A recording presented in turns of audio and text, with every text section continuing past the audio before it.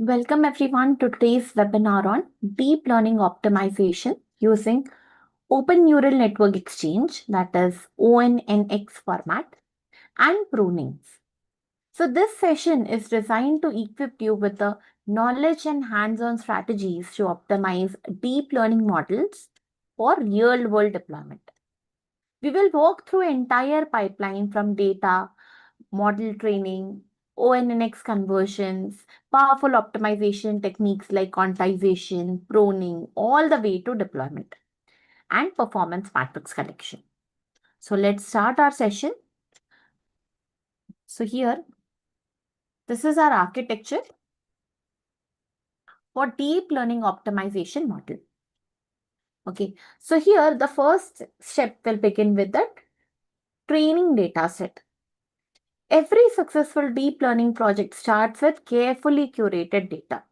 Using these datasets, we will build a deep learning models, often using a frameworks like PyTorch or TensorFlow. These models could range from simple CNN architectures to complex transformers, depending upon the applications. Then after that, we will have our conversion to ONNX.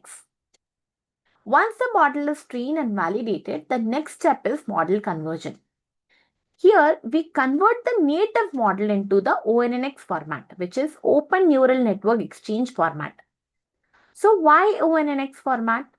So it is a powerful open standard that ensures model interoperability across hardware as well as software environments, unlocking the tools for optimizations and deployment across diverse platforms. Okay. So here, after this, we will have our key optimization techniques.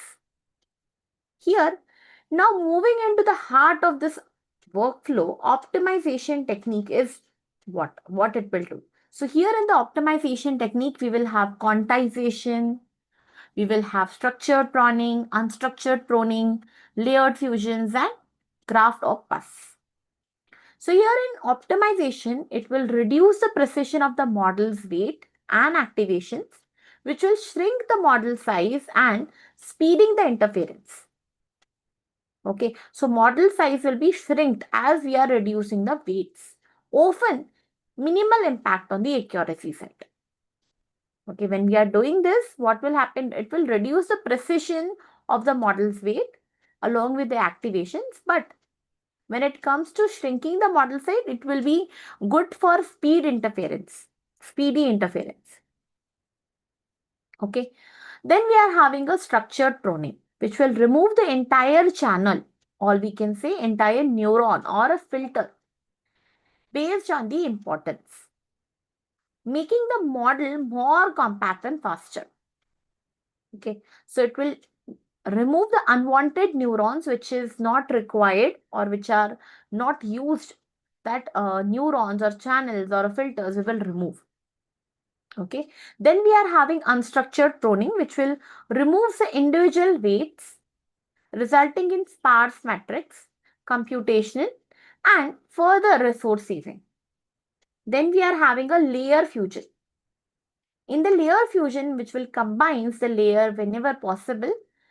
Okay, like for example, if you are having a batch normalization with convolution 2D to minimize the computational overhead. Okay, so layer fusions will be like the layers which are not very used or layers which we can merge together, that we will combine or merged. Then then after that we are having a graph optimization passes. These are the automated transformations and cleanups in the computational graphs to squeeze out the additional efficiencies. Then after that, we are having a deployment and execution part, wherein either we can use GPU instance. Mostly we have to use GPU or a TPU instance for this, but here we are going to understand in CPU only. After optimization, the model is ready for deployment. Typically, the optimized model is executed on GPU, leveraging the power or leveraging the parallel processing power, we can say, for interference task.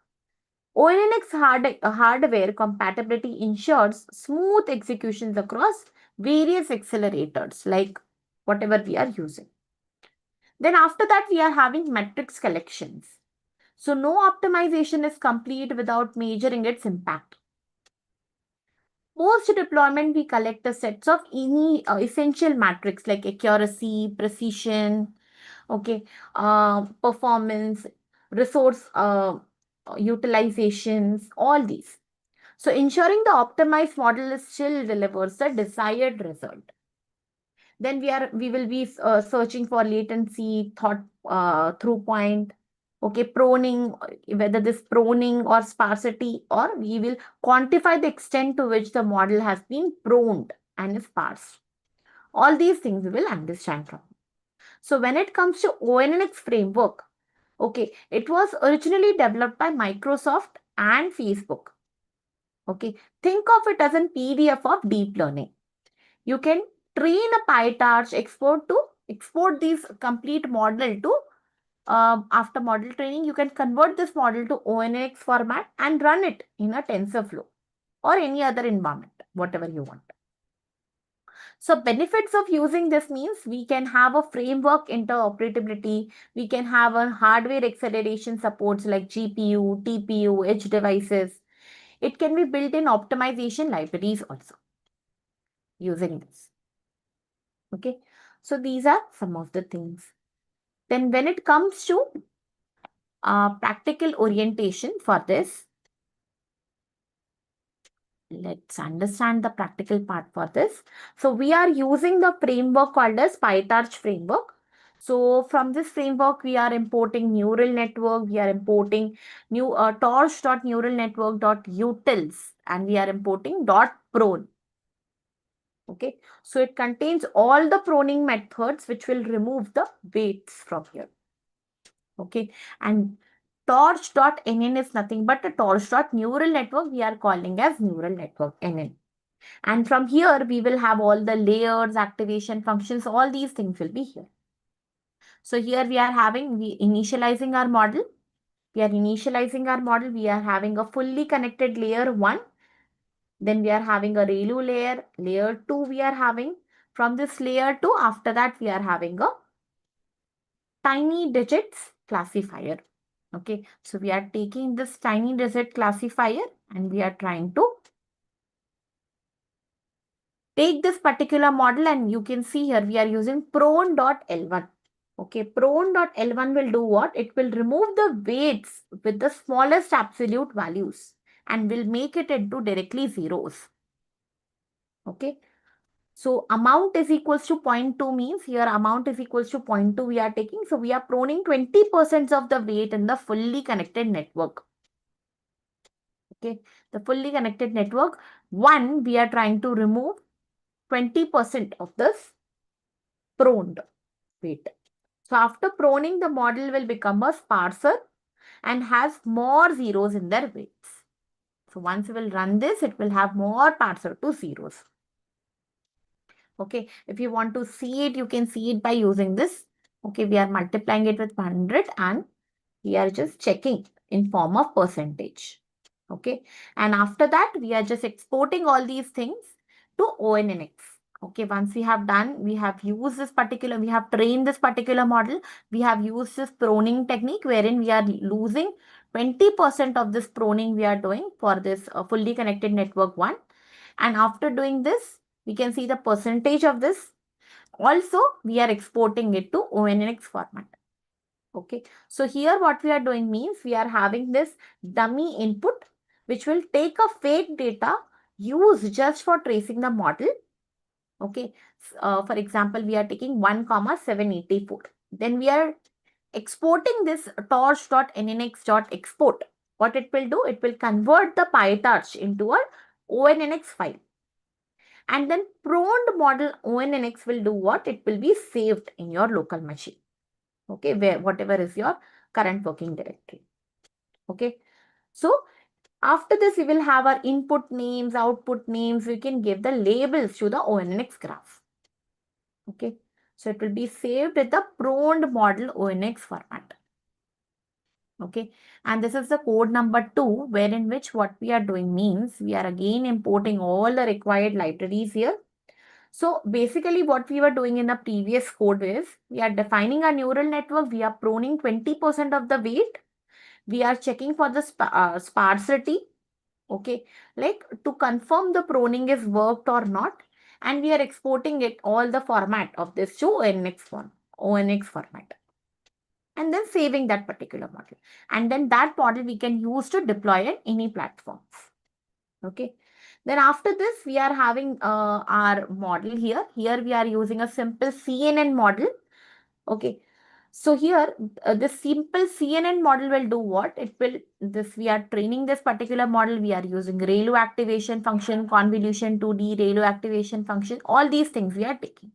And we are using this particular model, simple CNN model here. This is the model name and this is the model.evaluation.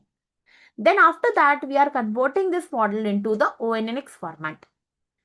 So this trained PyTorch model is exported to ONNX format, which will enable that interoperability across different frameworks and hardware platform that should work. And then after this, we are having a different shapes here. Like after exporting, we will run the ONNX shape interference to ensure all the tensor shapes are explicitly defined in the model graphs, which is critical for smooth model optimizations and interference.